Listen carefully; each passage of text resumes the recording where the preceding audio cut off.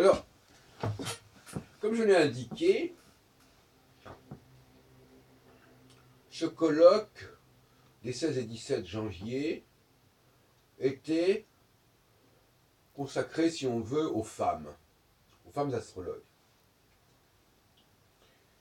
3 notamment, Denise Huard, Béatrice Crozat, Chantal Depoux, et d'autres femmes qui sont venues se joindre à nous d'ailleurs, et qui préfèrent ne pas se faire connaître autrement que sous leur prénom, Christine et Véronique. Les hommes n'ont joué qu'un rôle second dans la présentation, alors que en décembre, c'était le contraire. On n'a pas beaucoup entendu les femmes, mais les hommes étaient très présents en la matière, avec notamment Jean-Yves Espier, Frédéric Caillard, Guy Taillade et Bernard Lugerne.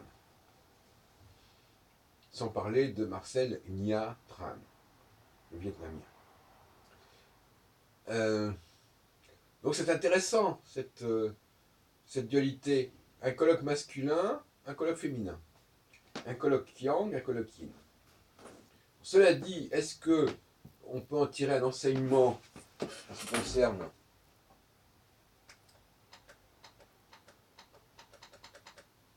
en ce qui concerne la théorie des genres? C'est une question qui peut se poser. Comme nous avons filmé, ce sont des documents qui nous renseignent aussi sur ces questions-là. D'autant plus d'ailleurs que nous en avons parlé. Nous avons parlé pendant ce dernier week-end des 16 et 17 janvier de la question du masculin et du féminin. Et, pour dire la vérité, cette question est apparue assez fortement, si même assez psychodramatiquement, pendant nos réunions.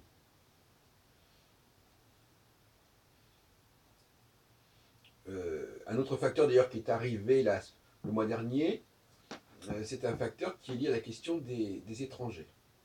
Parce que l'astrologue vietnamien a eu un comportement assez étrange pendant le colloque du 13 décembre.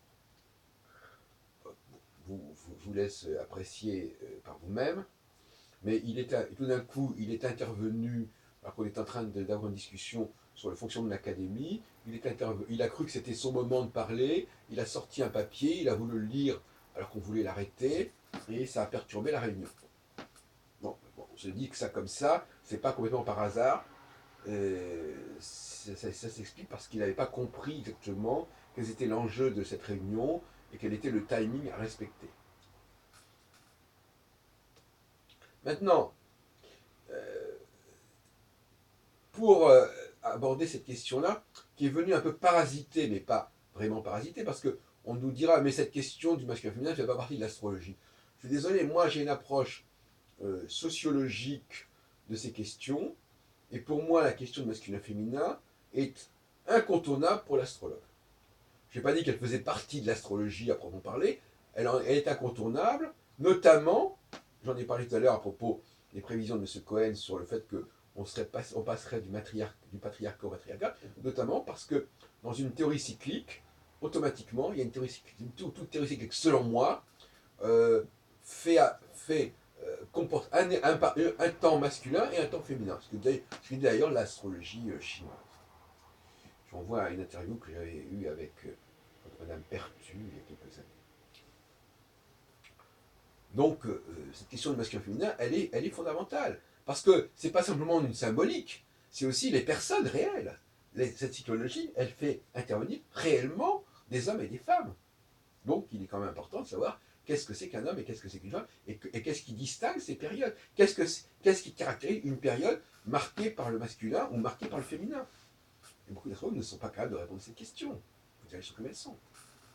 Donc, ce qui est intéressant, c'est que justement, le déroulement de ce colloque a fait apparaître certaines caractéristiques féminines. Alors, l'une d'entre elles est liée à Béatrice Crozat, qui nous a fait un exposé en début du colloque, donc au début de la deuxième journée du colloque, sur son projet Flocon, qui est un projet de reconnaissance de l'astrologie, etc.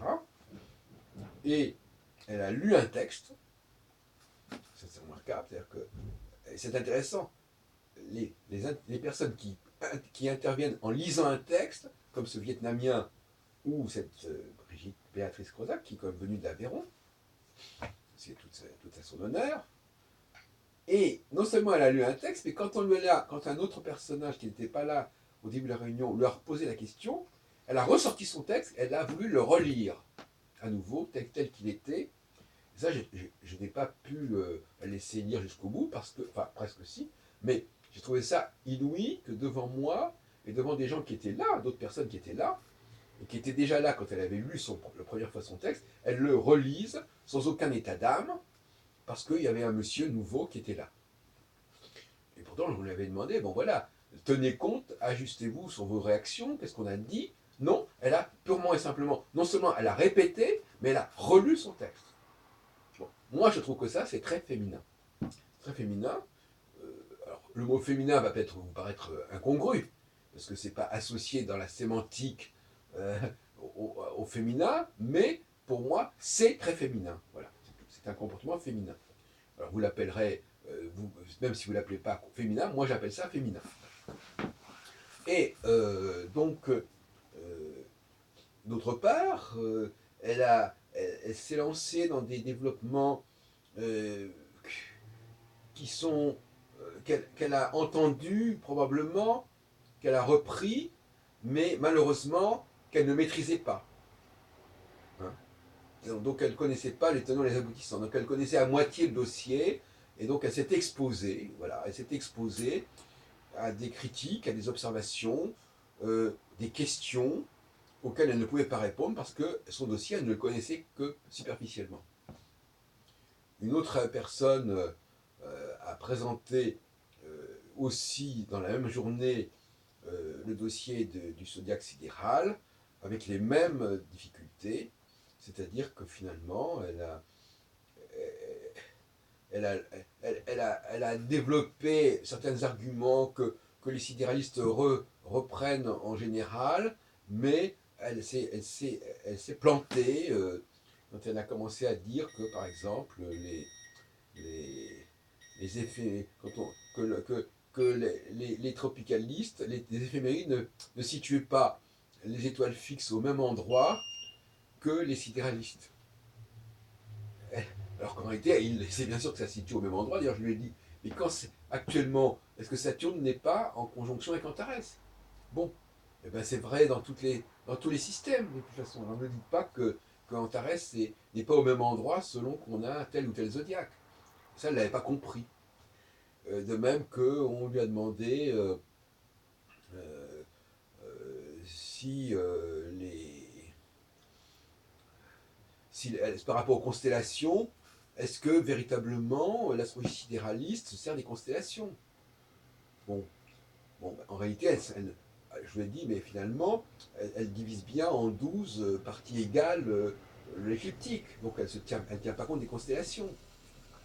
Même si les astronomes utilisent le système d'astrologie sidérale pour situer les planètes, en réalité, c'est un système qui est complètement conventionnel, qui est complètement fictif. Ça n'a rien à voir avec la réalité des constellations. Et même si, effectivement, il y avait certaines étoiles qui étaient importantes, elles ne sont importantes que parce qu'il y a une division en 12.